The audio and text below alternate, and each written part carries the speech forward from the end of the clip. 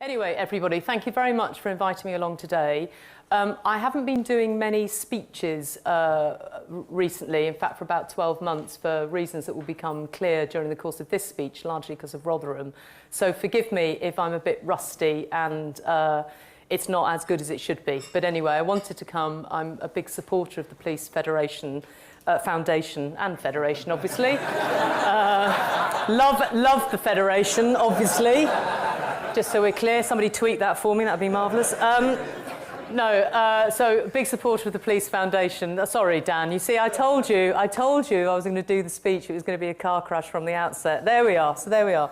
Anyway, as Bill said, and I do know some of you in the room quite well over many, many years, both in public sector roles and voluntary service roles, whether that's been about rough sleeping, antisocial behaviour, victims of crime, troubled families, as we call them, or indeed child sexual exploitation or child abuse. In a way, I think they all boil down to the same sort of thing, which is why your conference today, I think, is both timely and interesting. How can we get public services and other agencies to work better and indeed more effectively for some of the most challenged and indeed some of the most challenging members of society? In all of those jobs, the police have been absolutely essential parts of that process. Every single job I've done for government, police are an absolutely critical part of it. And I know that doesn't seem obvious when you say words like homelessness and rough sleeping, but believe me, they are. Because so often they are those eyes and ears of public services in the front line in our communities. And as everybody in this room knows, they're the first port of call and often the most desperate port of call for those many people at the sharp end of our society. So I am a big supporter, but also, as colleagues know, a candid and honest friend. So today I want, as asked, to talk about some of the best and worst examples I've seen of public services in recent years and what lessons we might all learn from them, not least in policing. Because, as I said in my intro, two really important things have happened for me in the last year. We completed the first phase of a programme to attempt to turn around the lives of some of the most troubled families in England.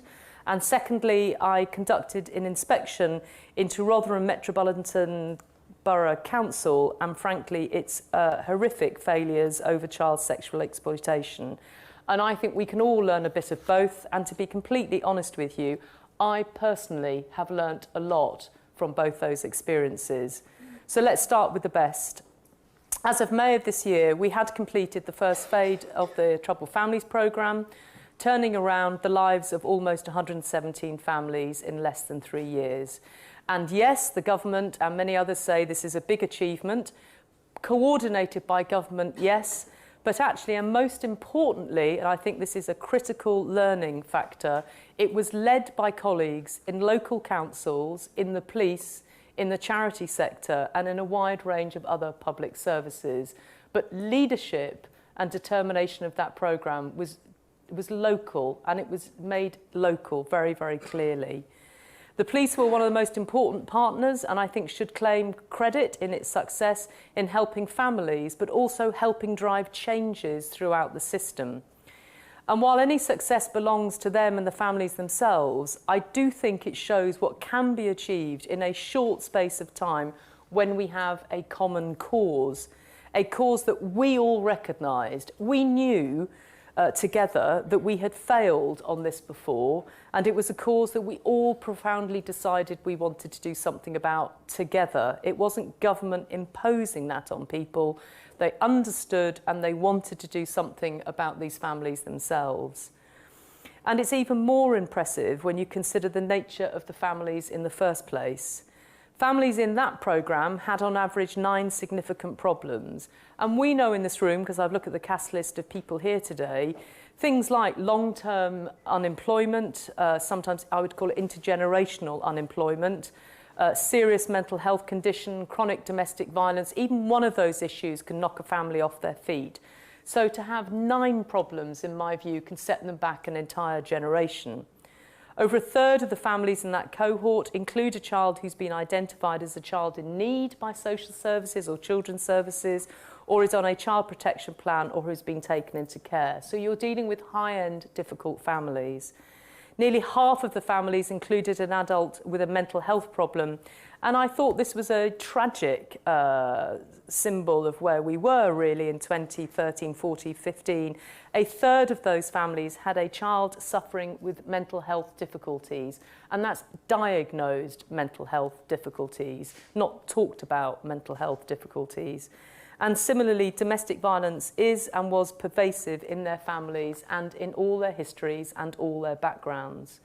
The involvement of youth crime and antisocial behaviour among adults and children was one of the headline qualifying factors into the programme, so no shock that we found it there. But we also know that families in the programme were often the same families that were dominating police call-outs, dominating police budgets and dominating police time. As Peter Fahey put it to me, only half-jokingly, I think, he had some houses and homes in Manchester, whether it would have been more efficient for him to simply post a police officer full-time on the family settee, so often were they going there anyway. And I think that's true. Now, nobody is claiming that the 400,000 odd children and adults in these families are suddenly model citizens. No matter what claims are made, I don't claim that these families are now suddenly perfect and model citizens, or indeed that this programme alone is solely responsible for everything that's improved in their lives. If those claims come out, they are not mine. Far from it. And I know that some things we could have done better, no doubt in my mind about that. That's the benefit of being responsible for something, is you can choose to criticise it yourself, and I would do.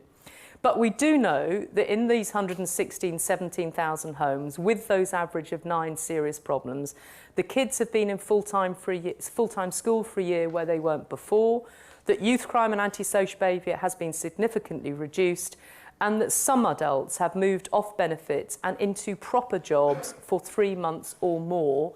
And unlike Department of Work and Pensions, lots of local authorities ring and check directly with the employers 3 months later to actually check whether they are still in that job, not just check whether they're still off benefit. They're two different things. And given what we know about the scale of these families' problems, in my view, that's a very significant result. And it's a huge improvement in the life chances of those families, but most importantly for me, and this could be the Rotherham thing, for their children. No one in the audience of a policing conference needs to be told that there's a benefit to the wider public too, especially for those living on the streets, estates and houses where they are still affected in 2015 by issues of crime, antisocial behaviour and others. There's also, though, and I think this is of its moment because of the spending review, a hard-edged fiscal benefit to the taxpayer as well. Because aside from that indisputable human cost of living in a home with 9 serious significant problems, chronic problems, the social cost to the communities too, these families were high cost financially, or to put it in public speak, they are seriously expensive. We published early this year some kind of early groundbreaking style research, new work that looked at costs and drilled in for the first time into detail. It was a good start, and I hope later this year we'll be able to publish further evidence because I think it will be very helpful. But even early on in this work, there are some fascinating results. On average, families in the programme were costing public services £26,000 per year. That is more than twice the general population average of £12,000 a year. A subgroup of those receiving the most intensive form of family intervention were costing the taxpayer an average of over £44,000 a year. And that's just reacting to their problems. That's not solving their problems or, frankly, even trying to fix them. We developed this work, just so I'm clear, in partnership with economists, and it was signed off by Her Majesty's Treasury, because we wanted it to be something that nobody could rebut. Because I was travelling around the country early on as we were setting up the programme, and people were saying things like $1 million family, $500,000 here, $500,000 there. That's all true if you want to look at local circumstances. This is a very robust way of looking at the granular detail of how we have economically work out the fiscal costs. So we know that they are real. We know that they are treasury busted, as it were, and therefore we can be absolutely sure on our ground. So, small study so far, but for every £1 invested in family intervention, local public services receive an estimated £1.89 in gross benefits. I tried to say £2 and I was stopped. Oh, come on, that was my second joke of the morning. There we are, that 19p or whatever it is. It's not 19, is it 11 or 21? 11, there we go. You see, I'm not in charge of money, can you tell? And there are encouraging signs that this may grow in the longer term as well. In Greater Manchester, for example, the estimated return to the taxpayer grew in each and every one of the 3 years of the first phase of this programme, that they estimate, or more estimate, they know that they were saving £2.20 for every £1 spent. And some of the biggest savings, unsurprisingly for this audience, are come within the criminal justice system, averaging out at £5,500 per family. So for every 4 troubled families helped, a police officer's annual starting salary is being saved, and that we know. In Redcar and Cleveland, there were 60% reductions in antisocial behaviour and arrests for families in the programme, and over half of all their savings were of benefit to their local police force. And in the small London borough of Wandsworth, not that far away from here, where 2 police officers, fantastic police officers, are seconded into the Troubled Families team, the estimated fiscal cost of their Troubled Families programme is nearly £1.2 million. That's not an insignificant amount of money. There are also other savings, while not flowing directly to the police and the criminal justice system, will have knock-on effects to everybody else. Wandsworth recorded a 70% reduction in domestic violence incidents. And I'll just pause there for a moment, because I think there were people nodding in the room when I said pervasive domestic. If we're reducing domestic violence incidents, in really reducing them by 70%, imagine the life that that child will grow up in. So yes, it saves us money, but my God, is that saving a child's life and letting them grow up in a different way. Salford, a 60% reduction in alcohol misuse, and in Manchester, a 50% reduction in their child in need cases, and a reduction in their child in need cases, not because they were thresholding up and therefore taking children out in the wrong way, but because they were doing family intervention and getting into those families earlier, getting in them more intensively, and therefore making them no longer needed to be on the child protection list or a child in need list.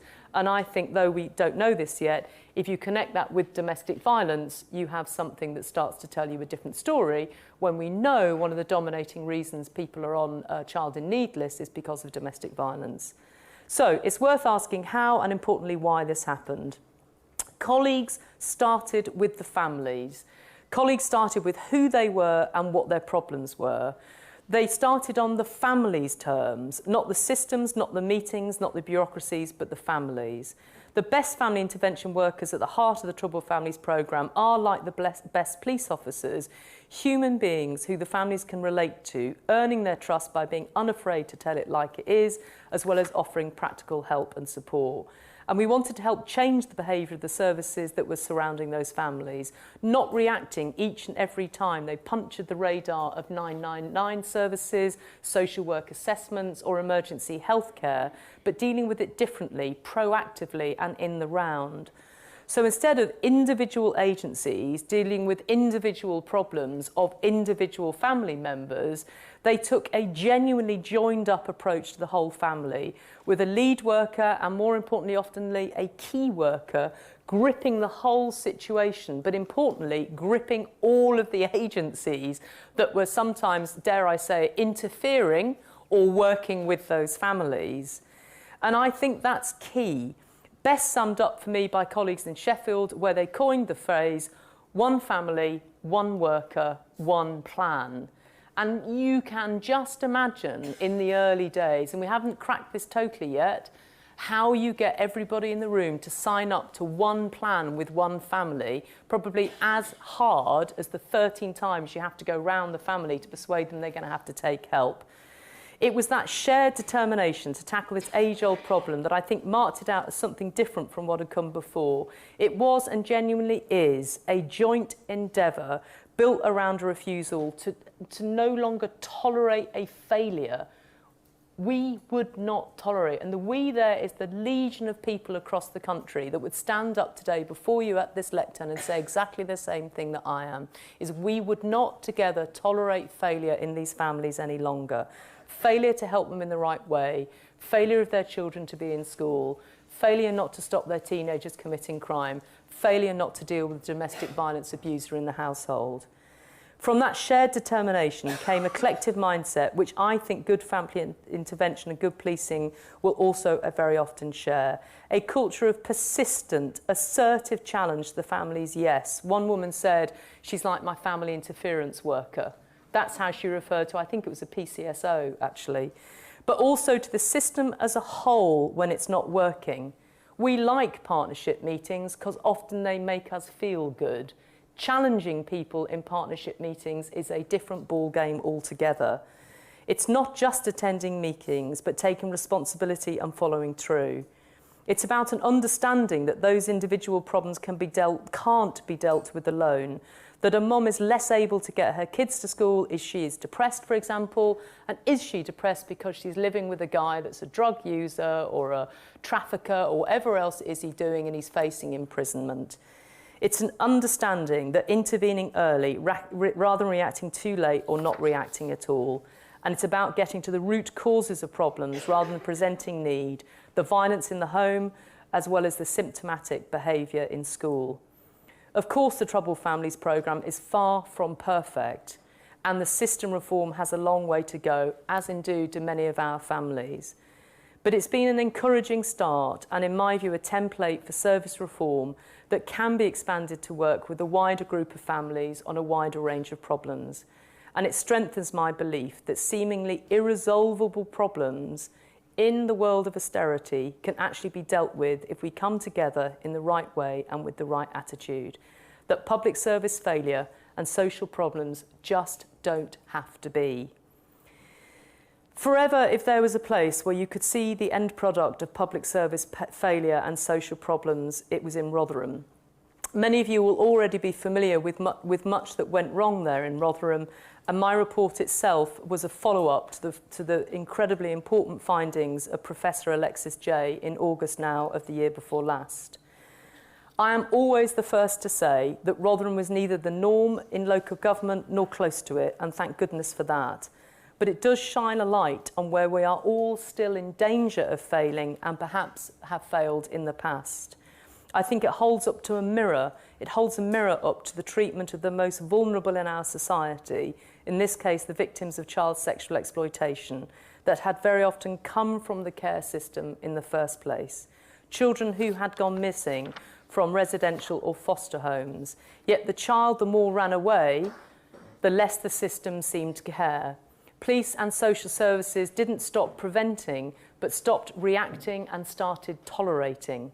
There was a tolerance of early pregnancies amongst these girls, STDs and having older boyfriends, as if this was the norm for children with their problems, children with difficult problems and backgrounds rather than what they were, which is real signs of vulnerability. Surely the more difficult the child, the more we should step in. Call me old-fashioned, but when I was naughty in school, I was kept there longer. I wasn't sent home early. And I think that is a really small way of describing how now our system operates. The more difficult, the less likely we are to engage. And it's the opposite logic of how we should be doing things. And while we can talk about the early sexualisation of children, and I can talk about that, and broader society attitudes, we should not forget that the people that made these judgments were our child protection and our policing specialists. Child sexual exploitation is a crime. It's not caused by the girls themselves, whatever their background, however difficult they are, and we need to shift the focus onto those who do the crimes. We need to see these young people for what they are, children. I think Rotherham forces us all to rethink how we protect our children, but I think we knew that anyway.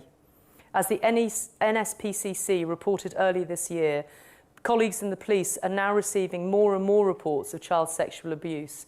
Police are spending more and more time investigating these crimes that tend to be incredibly complex and far-reaching.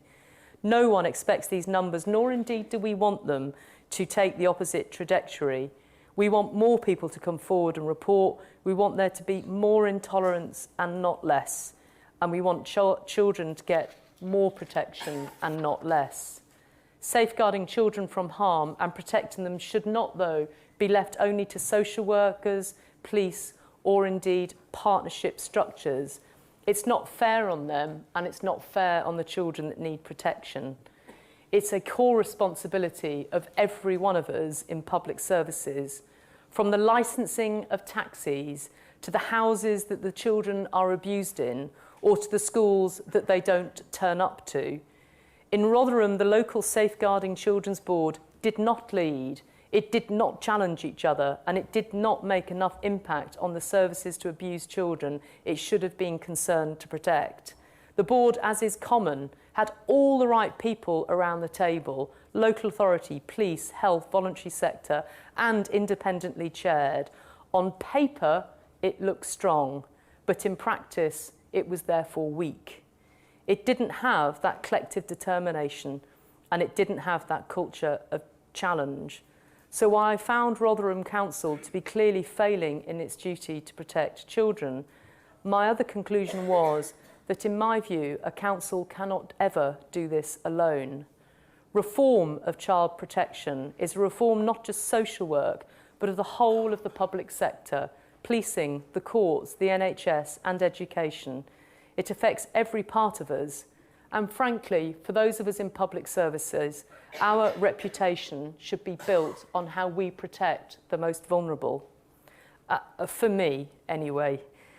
And that's what I took away from the Rotherham inspection, was a renewed personal desire, belief and determination to make sure that whatever I do in the future, at the forefront of my own personal mind, must be: are we getting this right in how we protect the most vulnerable in our society?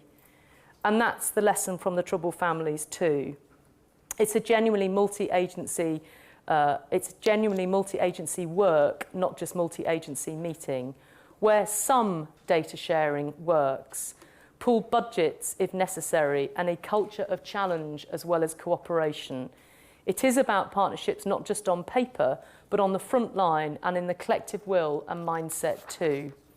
It is about understanding the whole picture behind a problem and proactively doing something about it, not just responding to a crisis and patching up the symptom. I think we've got to be about a refusal to tolerate failure, a joint determination, and a willingness to change the way we work because it's required. I know that probably at points today you will be talking about how austerity or cuts or whatever language you want to use will help you consider and drive public service reform. I say to you that is important. I also say to you that no matter what area of those of us in public service operate in, our lives are dedicated to protecting our most vulnerable citizens, and our children deserve that from us. We have to show leadership on that issue. In my mind, the police can and must be a central part of that too, but it is not a job for you alone. It is a job for all of us, and I hope to be part of that in the future. Thank you very much indeed.